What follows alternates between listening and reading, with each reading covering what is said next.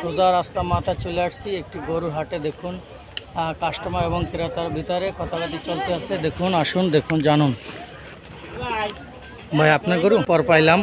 কুষ্টিয়া আমার প্রিয় জায়গা। আপনার নাম কি? নাম মোহাম্মদ গফির উদ্দিন। আপনার কয়টা গরু নিয়ে আসছেন? 20টা। 20টা। আপনার খামারি না ব্যবসায়ী? না, আমরা ব্যবসায়ী খামারি মিলাই আর কি, এই তো। আপনার একটু ফোন নাম্বারটা বলে দিবেন? হ্যাঁ, মুখস্থ আছে? বলেন। 48 69 10 45। আবার দেখাচ্ছি। কারেন্ট না থাকার কারণে আপনার গরুটি ভালোভাবে দেখাতে পারছি না।